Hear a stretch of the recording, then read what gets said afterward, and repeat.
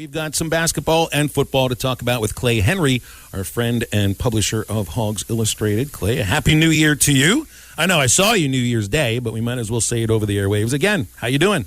I'm doing good. Happy New Year's to you and Drew and Matty T there. I mean, it's just good to be with all the guys. Yeah, that's right.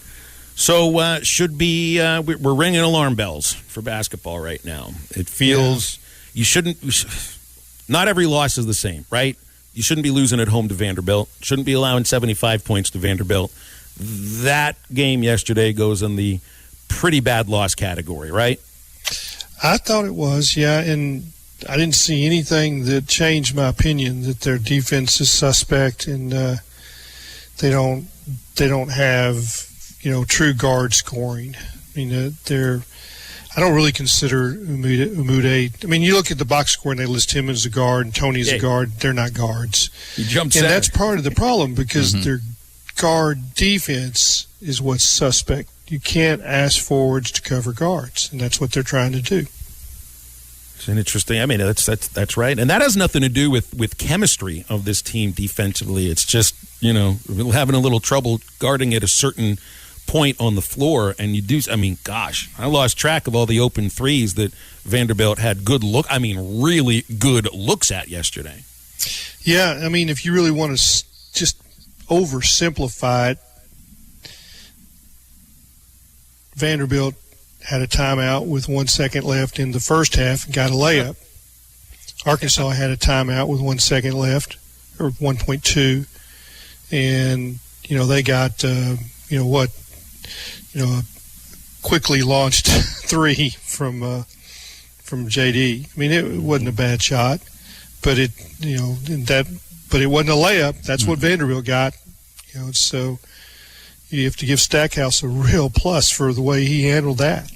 That's true. You know what it feels like right now, and I think this is the case on both sides of the ball. They obviously have a problem shooting, but it still offensively seems like a team of individual parts that don't mesh, and defensively I'm seeing the exact same thing, and it just feels, what is it, how long does it take for chemistry within a team to start to form until you might realize maybe it's not going to happen?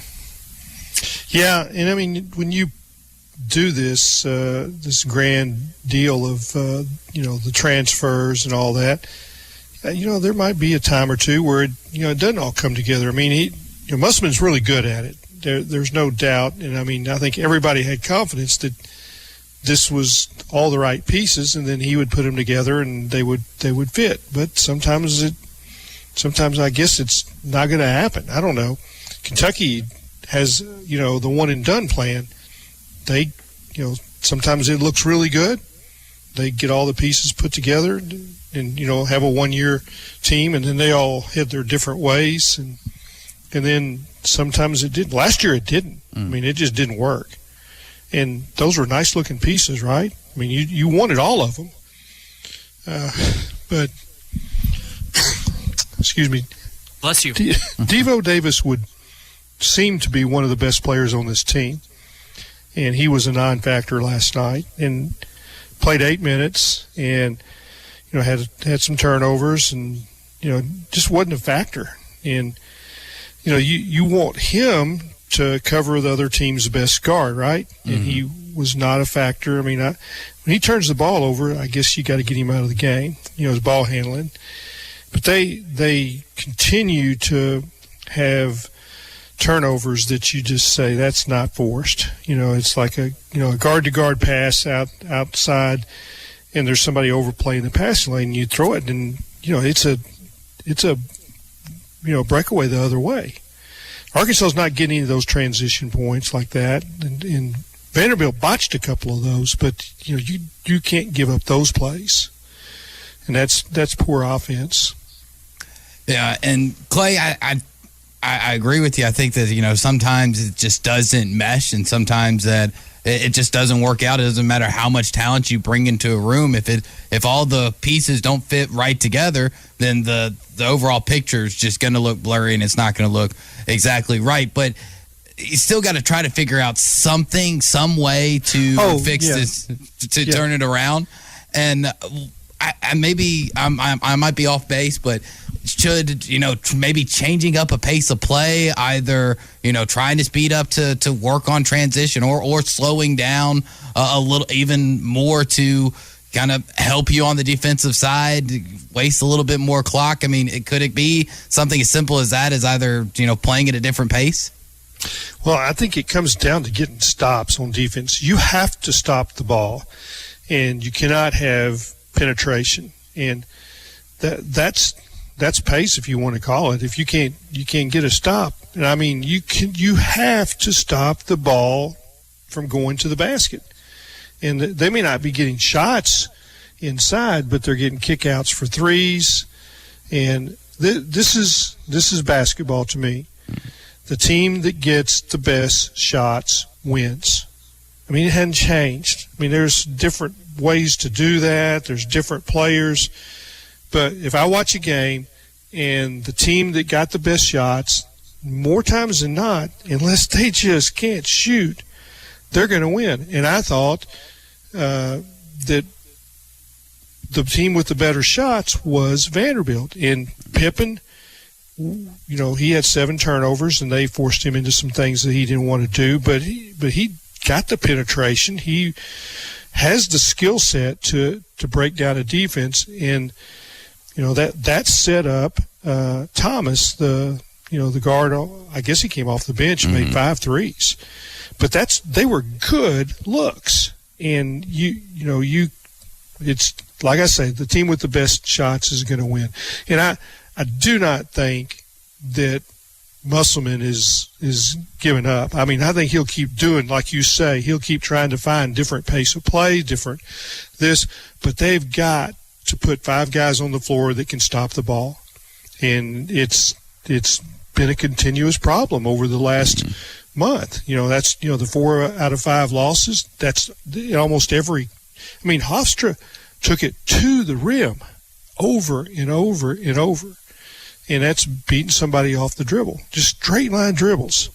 And that didn't happen with Musselman's first teams here. And I didn't see it happen when he was at Nevada. So he'll sort that out. But it's defensive fundamentals where you have to stop the dribble. And if you don't, you'll continue to have one team getting better shots than the other team.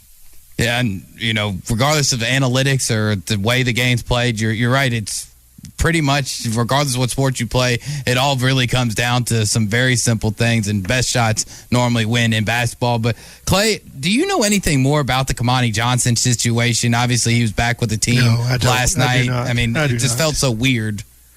Yeah, I do not. And, I mean, it can be something as simple as missing weightlifting or something. I mean, that's just – or being late for something, and if you a couple of times you're late or something like that, well, then you're going to miss a game, or you're going to sit. So, I mean, I don't know the chemistry of this team, what's going on, but it just looks a little out of kilter to me. I mean, it just does. And again, that's bringing in a lot of new players and sorting it all through. And, you got NIL. I mean, is that part of it? I don't know. I mean, it just, some teams will handle the NIL. It did not seem to bother the football team. And they had all sorts of NIL deals. But it's a different world. And, I mean, it's different for coaches. And they've got to figure it out. And I've talked to some veteran coaches, and they're like, I don't know how I would do that. And, it's like, this guy makes this guy makes that. You think Eric had been in the NBA, he would understand, that sometimes players make more than coaches, right? In the NBA. Yeah. It's a little different. Yeah. It's interesting the way you put about the NIL, and I'm not putting it just on the NIL, but all the players on this team, Devo Davis has been publicized probably more than any of the others. He's on the All-SEC preseason. He's got billboards of his likeness in Jacksonville. He's doing radio appearances, radio ads, and stuff like that. And he is not the same player. And that's he has not played the same as last year. You're exactly right.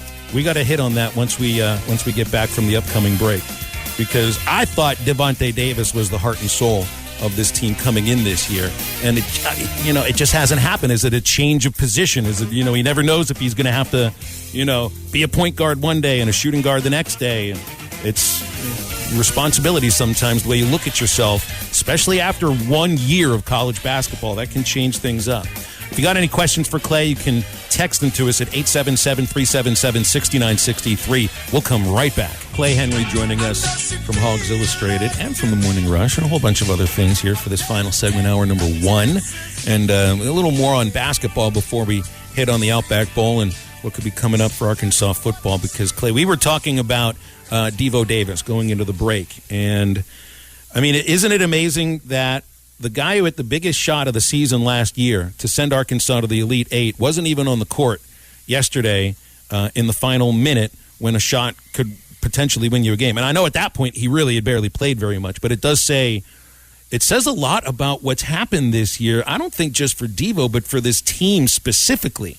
I don't know if he understands what his role is supposed to be or if it's been, properly communicated to him in what way, but I don't know. If he was supposed to be the leader, if he was the guy that the coaches and the media were pointing at in the preseason stuff, then, his play has been up and down, a little more down than up. It feels like a sophomore slump, and the team is suffering from it. Yeah, whether it's a sophomore slump or what, but it's a slump. I don't know. It is. You called that right, and he's. He ought to be a force defensively, and it just hadn't worked out. And I don't know whether it's been odd matchups or what, but he ought to be able to take a guy and slow him down, and that's not happening. Mm-hmm. And offensively, he does too much. He's still left-hand dominant, and there's no doubt that teams have overplayed him so much to the left that it just kind of discombobulates him. And, there's too many crazy passes, like that. There's two guys there. You can't throw it through. There may be a guy open on the other side, but you can't throw it to those two guys. So they're just turnovers. And, I know he's frustrated, and when things don't go well, there's a tendency for it to get worse. And sometimes you just have to sit him down, and that's what Musk did last night. He said he only played 8 minutes. His stat line was just almost all zeros except a couple of fouls and 3 turnovers, right?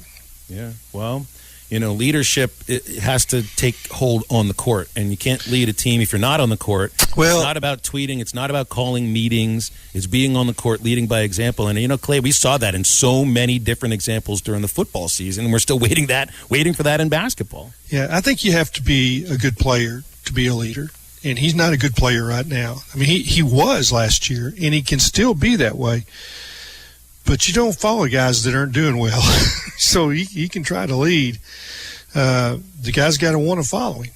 So that's part of the problem is there's not one guy that you say this is there's not a Grant Morgan out there. That's not even arguable. There's not a KJ Jefferson, and it's just that was the thing about this football team. And I guess I'm switching over right now.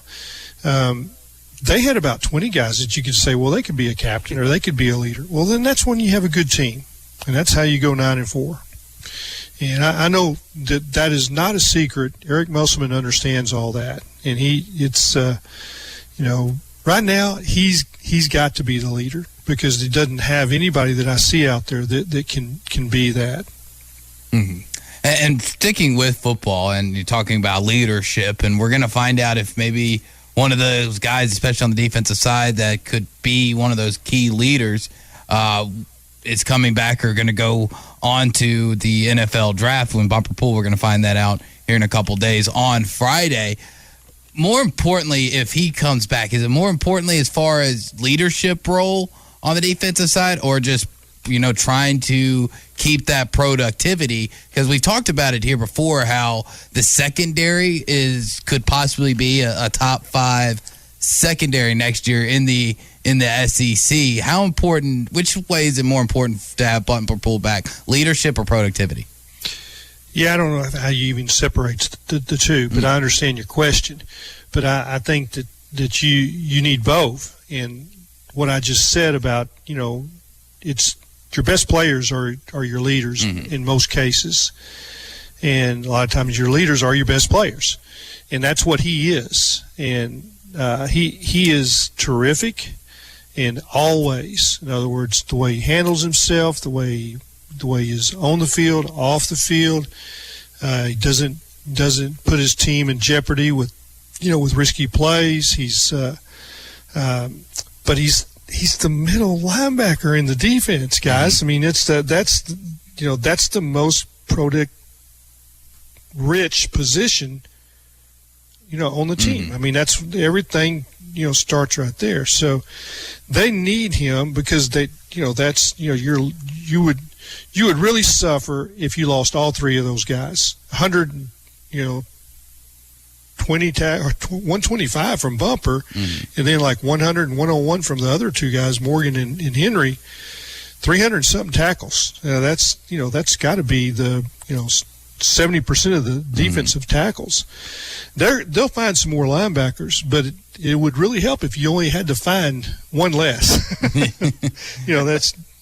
That's probably oversimplifying it. No, sometimes the simple statement is the truest statement, Clay. Yeah, he's a good player, and he understands, and he fits real well with Michael Scherer. They've got some other guys that I think will develop, but that's what has to happen. Between now and when they play Cincinnati, they've got to find two more linebackers. You can't just play with two. You found out you could play with three. In other words, the rotation. But it's not just that you have two starters, because linebackers, they're going to get their shoulders dinged up. They're going to get their elbows and knees, as you saw with Grant Morgan. You got to have somebody step in, and that's where they really, have improved. That they, Hayden Henry had a great year, and that was the the breakthrough. I'm kind of watching to see what they do with Jaden Johnson, who played a lot of nickelback this year. Did not start in the bowl game. Had started some other games. But Greg Brooks started the bowl game and had a good game, interception, and had some pressures and sack, in blitzes. But Johnson is 220 now, and looks like he might go to 230. And if that happens, then I would say you'll see him at weak side linebacker, and he might be perfect. Yeah, definitely need a lot of depth at linebacker, because you're right, Clay, that position does get banged up, and you need to have enough faith in the guy behind him to fill that role. And a guy on the offensive side of the ball that we got to see in the Outback Bowl kind of fill a little bit of the role when front man got a little banged up was Malik Hornsby. What kind of packages do you think we're going to see? A lot more packages for Malik Hornsby next year, even though KJ Jefferson is, I projected to have more success and continue to improve over his career here at Arkansas. But he looked really good in the Outback Bowl. Could we see more run packages with Malik? Well, as long as you're running KJ the way you are, in other words, he's not doing any slides, right?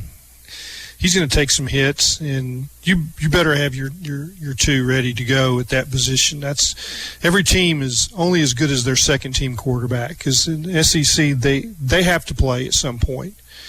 And the challenge for Kendall Briles isn't just to create packages; it's to get him up to speed and to understand how to throw passes in a tight window, when to pull it down, make those decisions quicker. And the game slows down as you play longer. And you have to remember, there was a time when KJ looked like that. It's like, well, he's not a passer. He's just a runner.